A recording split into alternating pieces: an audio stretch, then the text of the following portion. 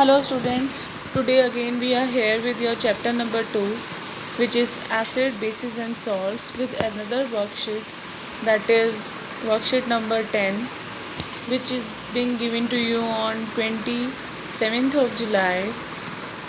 In the last worksheet we discussed about hydroxides and oxides of acid bases, as well as how acids reacts with metal carbonates and metal hydrogen carbonates. Hope you guys understood that part very well. Now we're gonna understand what is common between acids and bases. This is a topic of your NCERT book, which is being categorized under the heading what are things which are being common in acids and bases. Let's see.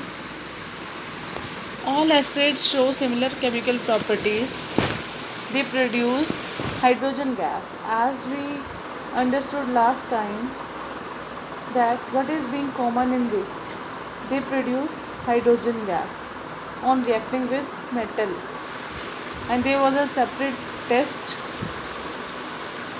which was taking burning candle near to it, which will burn with pop-up sound. So we can say that hydrogen seems to be common to all the acids, as when acids react with any metal, hydrogen gas is evolved. Now let's see, do all the compounds containing hydrogen are acids?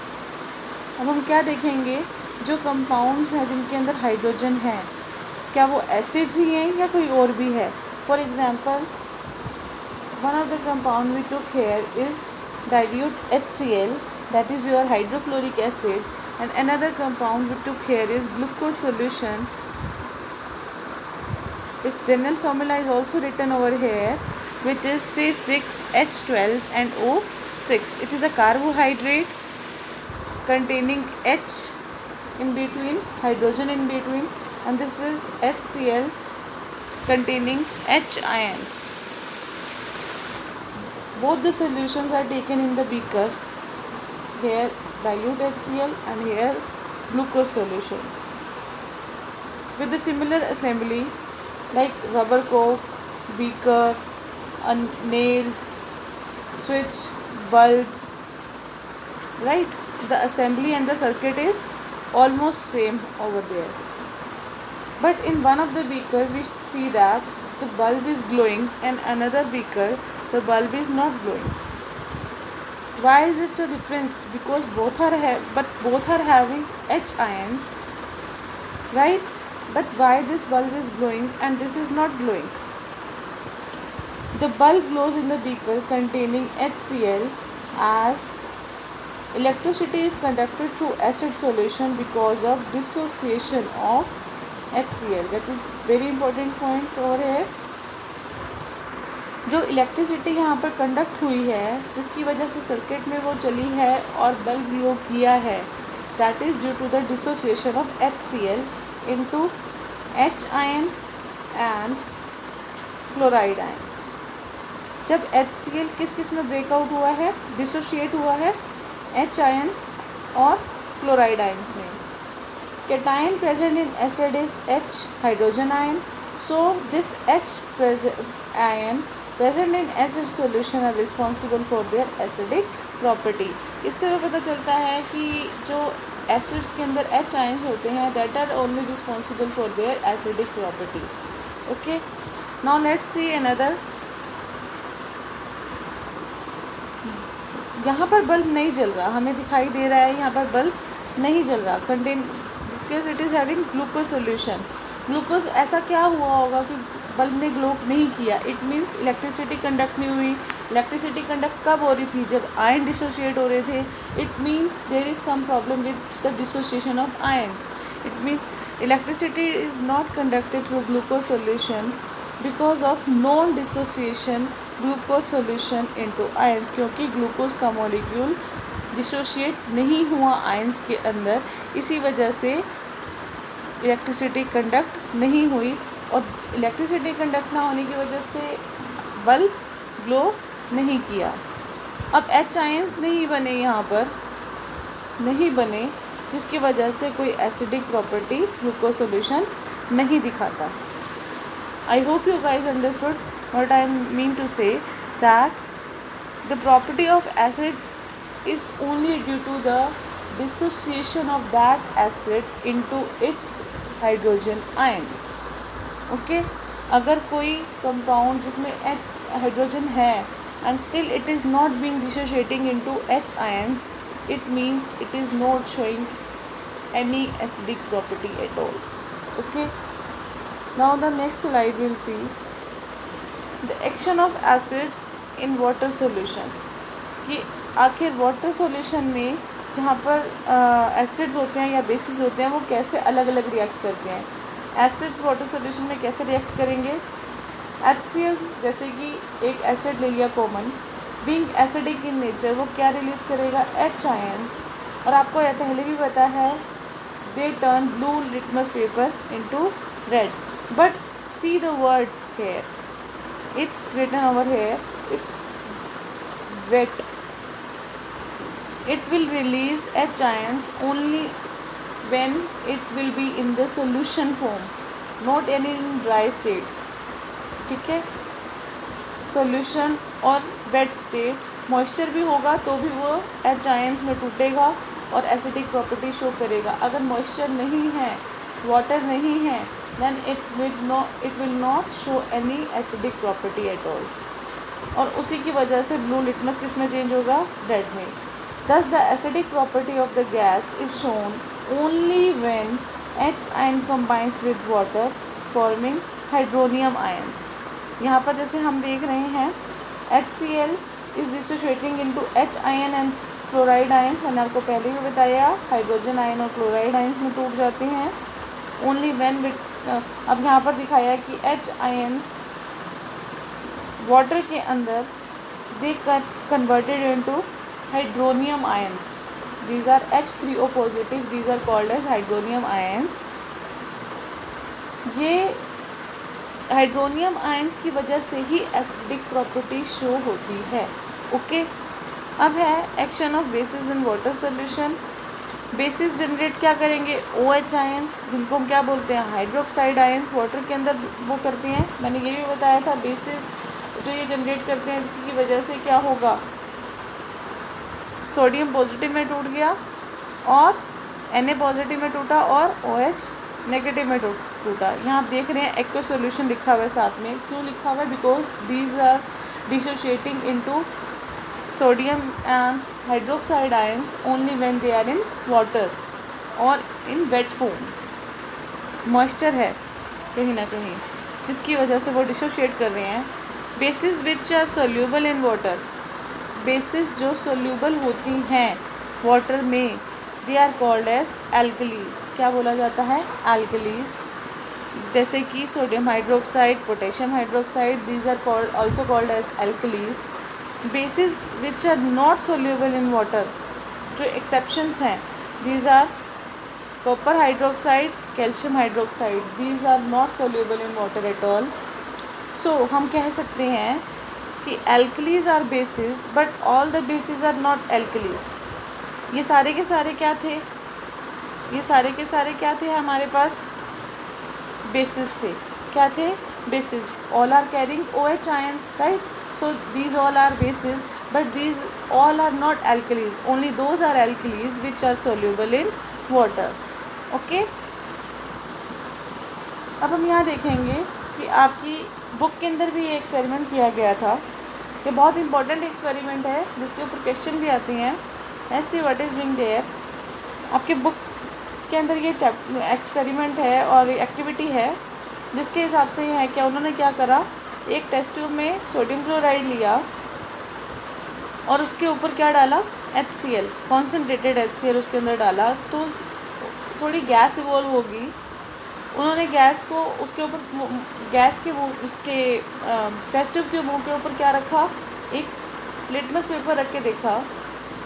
Litmus paper रख के देखा तो वो क्या turn होगा, change होगा अपना colour appearance, होना तो चाहिए, क्योंकि गैस कौन सी निकल रही है, हाइड्रोजन गैस। हाइड्रोजन गैस में कौन से आयंस होते हैं, हाइड्रोजन आइंस होते हैं, but if they are in solution form और ड्राई फॉर्म, ये हमें ध्यान देना है।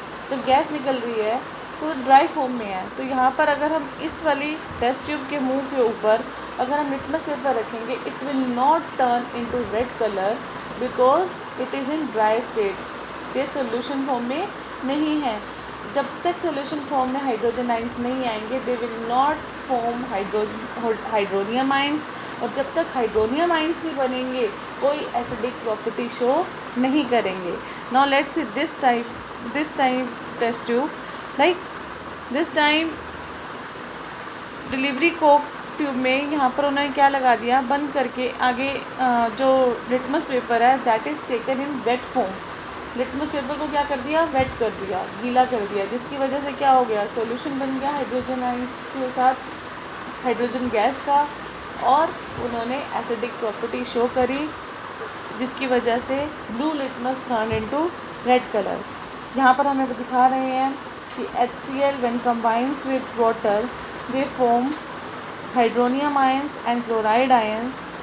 हाइड्रोजन आयंस अकेले एग्जिस्ट नहीं करते, they always exist after combining with water molecules, जैसे आपको पहले भी बताया, in the form of hydronium ions. Okay, ठीक है। अब इसके बाद है हमारे पास क्वेश्चंस बचे हैं जो हमने करने हैं। The very first question of your worksheet is why solutions of alcohol do not show acidic character. As you see, alcohol is having OH ions, not H ions. When they go in water, yeah, when they are dissolved in water, they dissociates into OH ions, not H ions. That is why they do not show any acidic property. And H ions, hydronium ions नहीं बन पाते, जिसकी वजह से वो acidic property show नहीं कर पाते। Okay, another question is why does HCl gas does not change the colour of the dry litmus paper. Dry litmus paper का जो भी एक्सपेरिमेंट अभी आपको या एक्टिविटी समझाई थी उसके अंदर बताया मैंने कि HCl गैस ने चेंज क्यों नहीं किया ड्राई लिटमस पेपर को, उसके कलर को। ब्लू लिटमस पेपर को उसे रेड करना चाहिए था, but it didn't did that. क्यों? क्योंकि it was not in the solution form, it did not had form any hydronium ions that time, that is why it did not change the colour of dry litmus paper. Okay, इसके बाद है why does an aqueous solution of an acid conduct electricity. Acid का aqueous solution electricity conduct क्यों करता है? because of dissociation of acid into its H ions. Okay, that is why it conducts electricity in only solution form. Solution form में क्या होता है? Solution form में से water मिल जाता है H ions को, H ions को solution form में water मिलता है, they form hydronium ions. Hydronium ion बनाने की वजह से वो electricity को आसानी से conduct कर पाते हैं। इसके बाद है complete the equations of the dissociation in flowing acids on and bases in the water. For example, सबसे पहला उन्होंने करके दिखाया है ये H2S गैस का उन्होंने तोड़ के दिखाया है 2H पॉजिटिव प्लस S।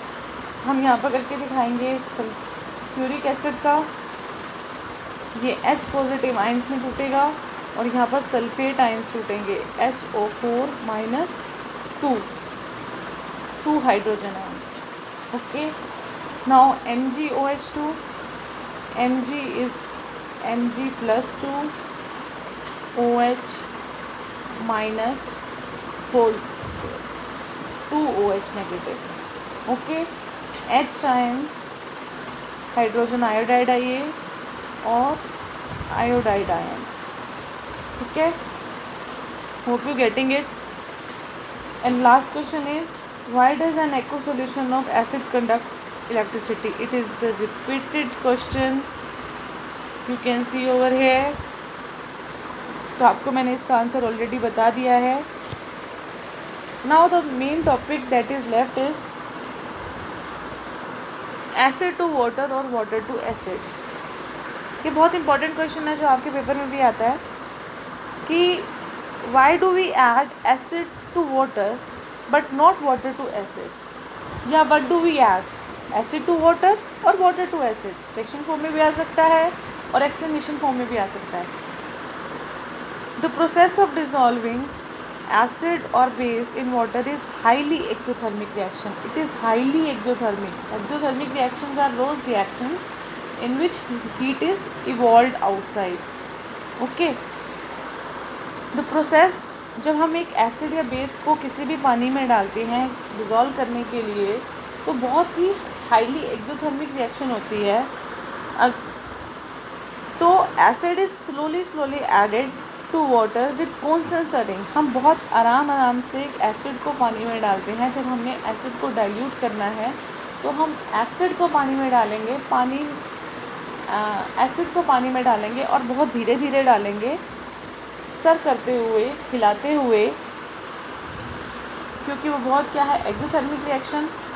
क्योंकि अगर हमने वाटर को एसिड में ऐड किया तो इट कैन स्प्लैश आउट, वो बहुत ज़्यादा हीट जनरेट कर देता है और बर्न कोज कर सकता है, क्योंकि वो एसिड बाहर आ सकता है और हमें बर्निंग कोज कर सकता है। एक्सोथर्मिक रिएक्शन की वजह से we should add acid to water, not water to acid. Okay बेटा, hope you understood this question also. Next time we will meet with another worksheet. Thank you.